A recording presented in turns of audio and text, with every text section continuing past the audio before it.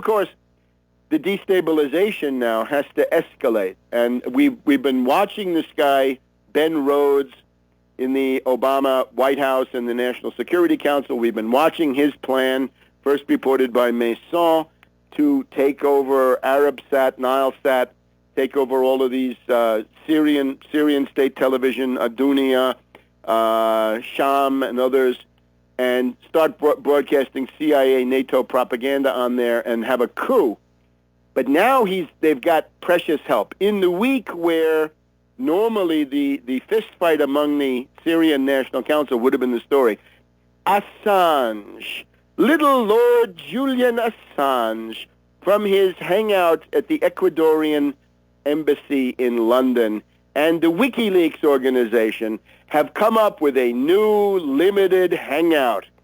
And of course, we can assume that somewhere upstream, you've got the limited hangout office of the CIA, of MI6, of ASIO, right, the Australian Secret Intelligence Organization.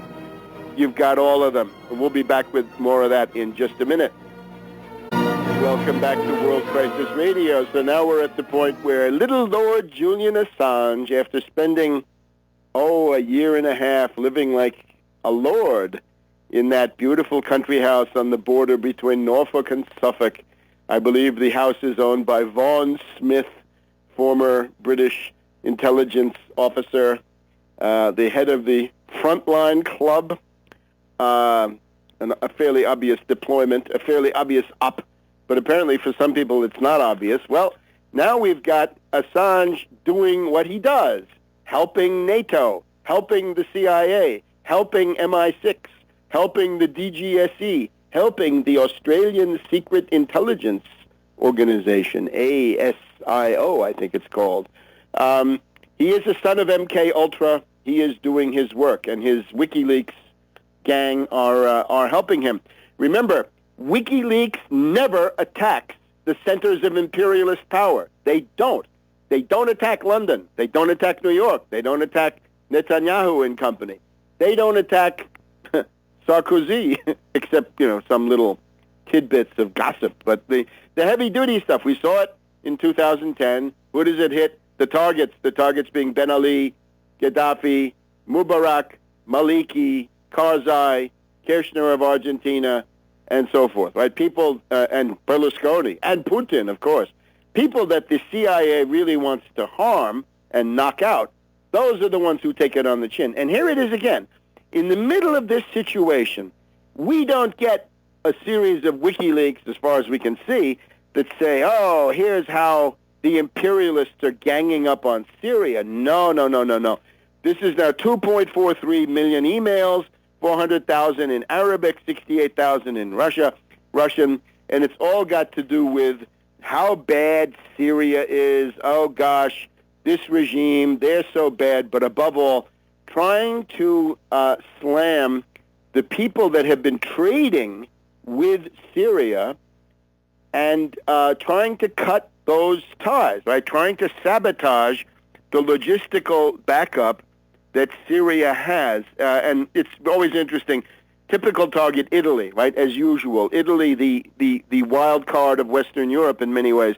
We know that there is a structural, permanent, long-term alliance between Italy and Russia. This goes beyond governments. It has been there for a long time. You could even take it back to the building of the Fiat plant in Togliattigrad in the 1960s. It really even goes back to between the two world wars, right? The Italian interest in the Balkans. Anyway, this time, one of the suppliers of Syria that they target, Finmeccanica. Finmeccanica is a defense firm. It used to be part of IRI, right? It used to be a state-owned company. I think it's privatized now. But anyway, Finmeccanica, in particular, their branch, their affiliate, which is called Selex Elsag, Selexelsag, and that makes radios for Syria, for the Syrian army, I guess. So, scandal. And notice, instead of being boycotted and despised and slandered and insulted and denigrated, Assange has got a new media cartel. The previous media cartel, you'll remember them: The Guardian, The New York Times, Der Spiegel, El País, some others, right?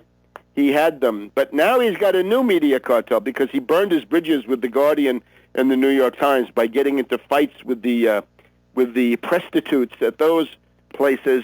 Now he's got the following. The Associated Press. Well, the Associated Press is practically the only source of international news for most newspapers that are left here in the United States.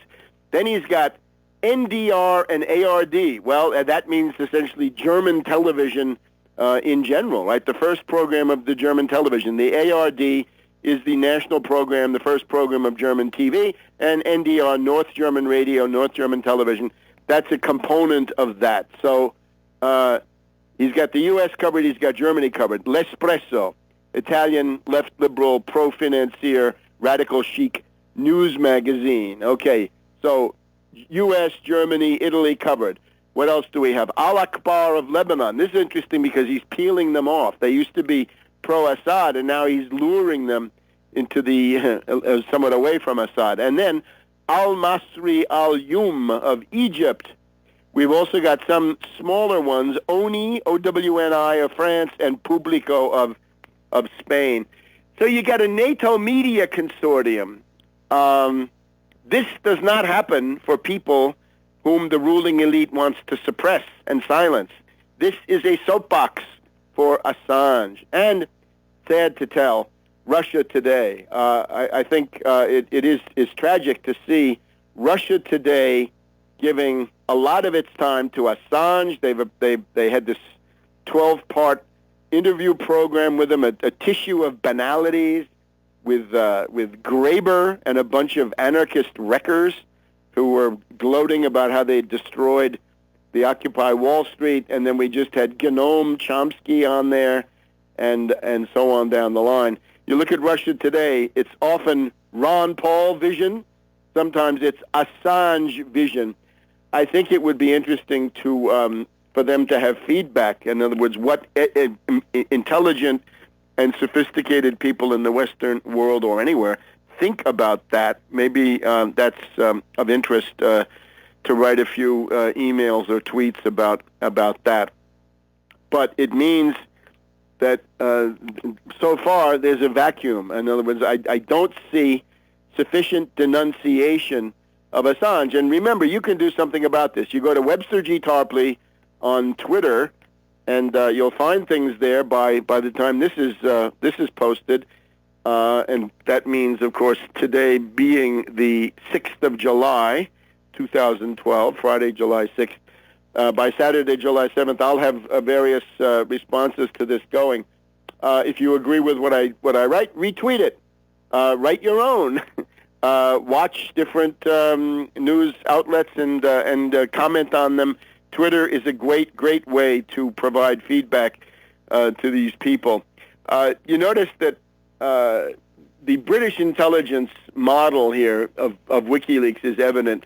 Back in the 1840s, 1850s, you had this guy Alexander Gertzen, and his publication was called the Polar Star, Polarnaya Zvezda. And the Polar Star was leaks from inside the Tsarist regime. It drove them crazy. It's supposed to be, autocratic, absolute, totalitarian, completely monolithic. And instead, of course, there's all this gossip and intrigue going on the inside. So Herzen got a hold of this stuff and put it out based in London. And that's really what we've got here. It's a typical modus operandi of British intelligence. And I have to talk to people. If you don't see that Assange is a deployment, that he's an op, then you really need to examine your own method of thinking, because that is emphatically what he is. And of course, he can stay. This orchestration is to make him look like a victim. He's got to be a victim. Bradley Manning, this poor guy, he's a victim. Nothing much swirls around him. But Assange is now like Cardinal Mindszenty, right? Back in the 50s and 60s, Cardinal Mindszenty was living in the U.S. Embassy in Budapest, I believe, and challenging these Soviet occupiers and all this. So That's the idea, and this will now work itself out, right? There's a huge document dump, and they will now try to use a limited hangout, and you will see that there are various things put into that pile of stuff that are fake, that are doctored, that are written precisely for certain purposes. Now, but that's the end of our first hour. I guess we'll continue this in the next hour here on World Crisis Radio. Welcome back to World Crisis Radio. Keep up with everything at Tarpley.net, and Webster G. Tarpley Twitter feed, as I've been saying. And later in the program, we got to mention it's July 2012. It's the 20th anniversary of George H.W. Bush, the unauthorized biography, the Internet classic, which you need to own. You need to have a nice paper copy of this in your library. It is the book that exposed Prescott Bush as a backer of Hitler, that the Bush family fortune is tainted with money from Auschwitz and other concentration camps that were run by corporations that used slave labor during the Nazi regime, during World War II, that the Bushes were part of the apparatus that made tanks and guns to kill GIs, and later on, of course, that the Nixon smoking gun tape, the tape, not the blank tape, but the smoking gun tape, where he actually commits, he says he's committing perjury left and right, that the Texans that are referred to in that smoking gun tape are George Bush and his friends, right? That's why George Bush was so upset. You can read the scabrous details in the book, how he responded, how upset George Bush was when the smoking gun tape came out. Not because he wanted Nixon to stay, he wanted Nixon to go by that time, but because he thought he was going to be implicated too, and then he had to take a holiday in China for a year, get out of town so he wouldn't be subject to investigations. That's the 20th anniversary of that book now. It was introduced at a press conference here at the National Press Club in July. Maybe I can get you the exact date. July in the year 1992, in the middle of that election campaign 20 years ago. So great time to go to Amazon. You can get it, go through Tarpley.net. Now, we're talking about Assange. I guess we're done with Assange again, except to deplore the gullibility of world public opinion, because it really is too much.